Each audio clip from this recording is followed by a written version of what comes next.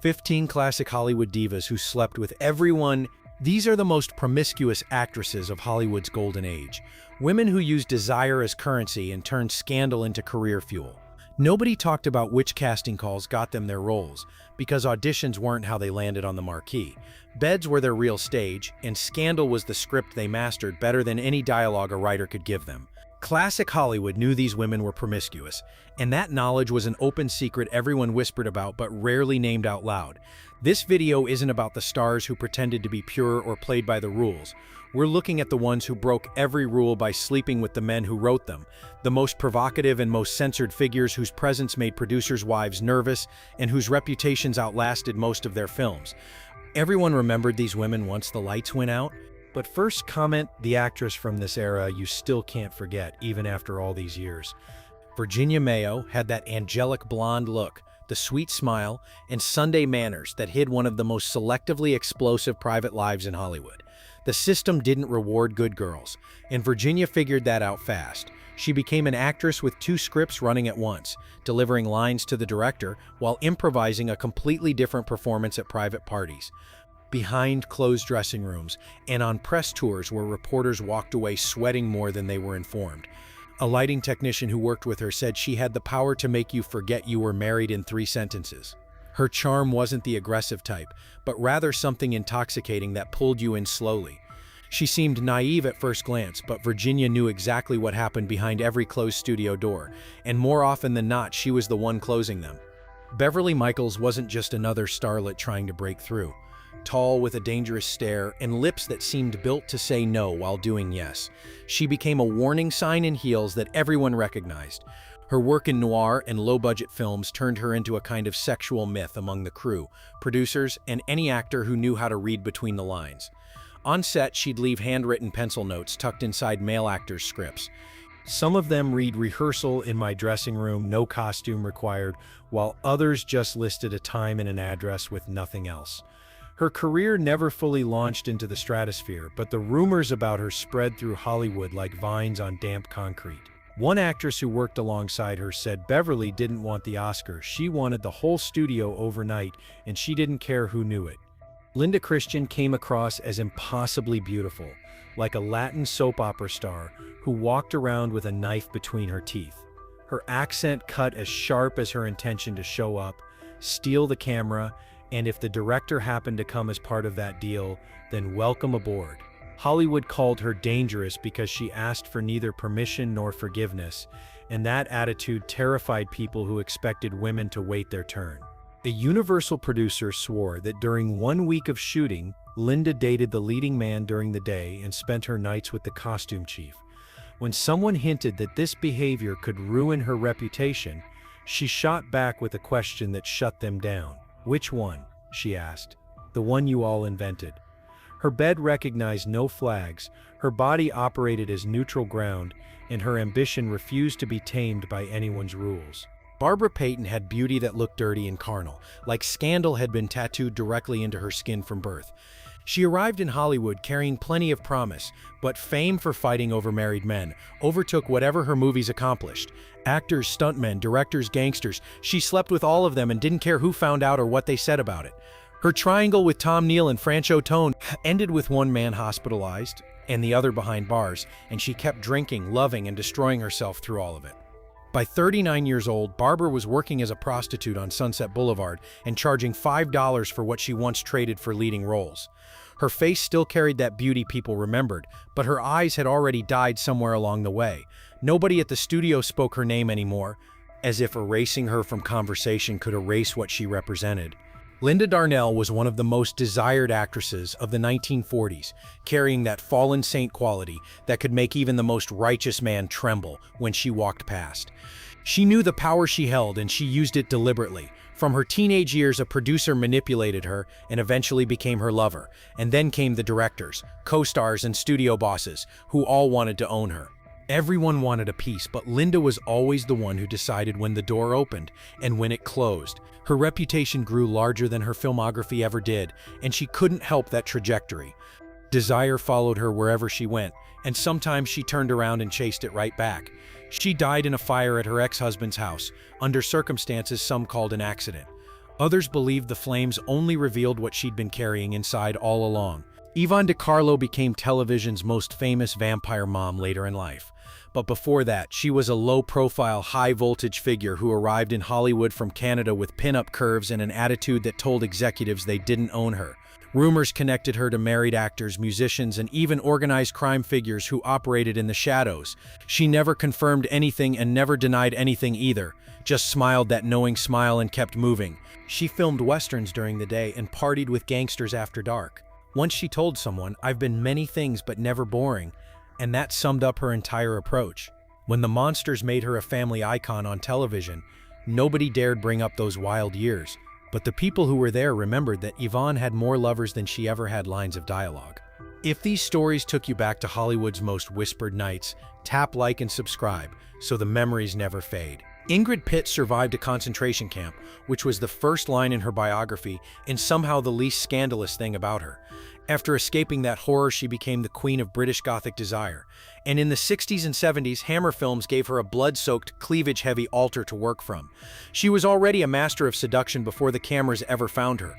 On set, she demanded exact room temperatures, candles lit in specific arrangements, and total privacy when she needed it. One contract allegedly included a no-underwear clause that she claimed was for style but lived by out of habit. She loved actors, producers, and a married diplomat she got caught with on a Berlin balcony. When someone asked how many lovers she'd had over the years, Ingrid said enough not to regret a single thing.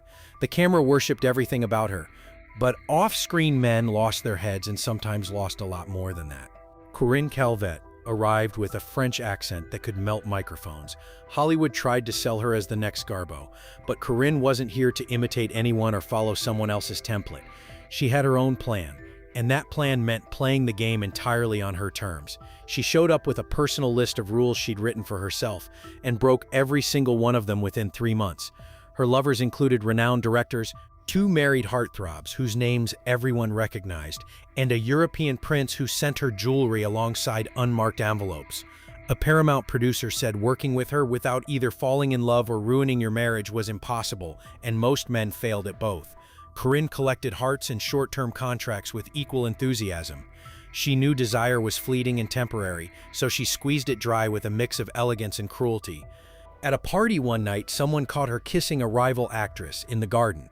When the photographer showed up to capture the moment, she lit a cigarette and delivered a line that became legend. "I got bored of men," she said. "Time for a plot twist." Faith Demergue was Howard Hughes's private property before most people could even pronounce her name.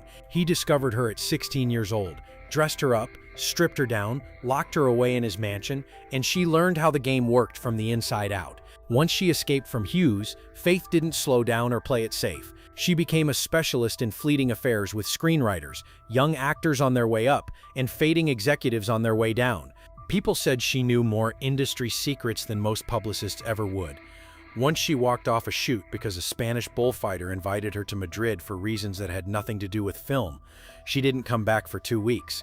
Gossip magazines went wild. Studios complained loudly, but they kept hiring her anyway. Her filmography came and went without much fanfare or lasting impact. But in the halls of Hollywood, one thing was absolutely certain. If Faith Demergue called you after midnight, it wasn't to rehearse lines. Susan Hayward carried a reputation for being hard, icy, and intimidating. On set, she ruled the room with authority that made people uneasy. But those who slipped past the armor knew there was fire underneath and danger too. Susan wasn't searching for love or tenderness. She wanted control, always. She chose men the way she chose roles. Rising stars hungry for success and old-school legends who still believed they owned Hollywood. She took what she wanted and walked away without sentiment. One co-star once said working with Susan meant you either fell in love or fell apart, sometimes both. She was drawn to difficult men, unavailable men, men bold enough to resist her. Rumors followed her everywhere, yet she never denied a thing. One look from Susan Hayward said she knew your thoughts. If you are loving to revisit these forgotten scandals of old Hollywood, like the video and subscribe to keep the secrets alive. Marie Windsor was the queen of film noir, but her behavior off-set ran even darker than any script. Her beauty wasn't classic or safe, it was sharp and almost dangerous to be around. Cameras loved capturing her, but backstage the actors trembled when she walked into a room. Marie had a personal rule she followed religiously: never the same lover twice. One time only, then she moved to the next. Rumor spread that she kept a notebook filled with initials, dates, and ratings for each encounter. Nobody knew if that was fact or legend because she never denied it. During the filming of The Killing, one actor vanished for 2 full days after spending a single night with her. He came back looking pale and wearing a ring in his pocket he didn't remember buying. Marie just smiled that smile of hers because she didn't need to shout about anything. Her seduction was surgical, silent, and absolutely lethal. Dolores Del Rio was the embodiment of exoticism to American eyes, but beneath the makeup and the image she was a brutal strategist. In the 30s and 40s, when being Latina in Hollywood was practically a sentence to supporting roles and stereotypes, she turned her accent into a fetish and her body into a passport. She had affairs with directors, actors, and even royalty, and she conducted them openly without apology. Diego Rivera once said, "Dolores walked like she already knew all of men's secrets before they opened their mouths." She kept a secret apartment somewhere in Los Angeles where the normal rules didn't apply. No contracts, no press coverage, just closed doors and heavy curtains.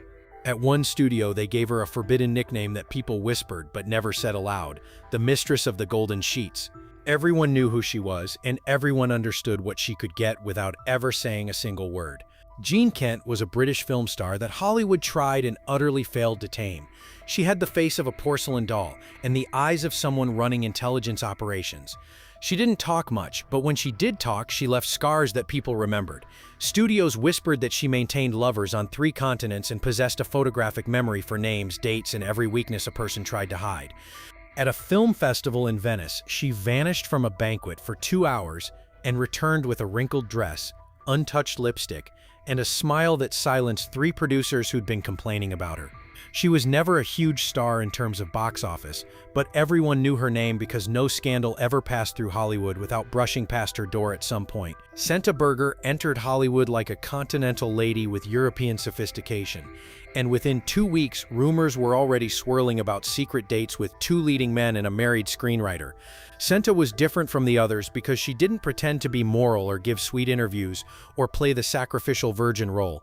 On set, she brought her own wine glass, and at hotels, she brought her own list of preferences and ropestiks, or play the sacrificial virgin role. On set, she brought her own wine glass, and at hotels, she brought her own list of preferences and because of you with your own set you with a one stuff sa kunju stuff los might fulgen omatage word of force die I did to read lose omatage it's a right to shiridia vol. Sometimes her own men.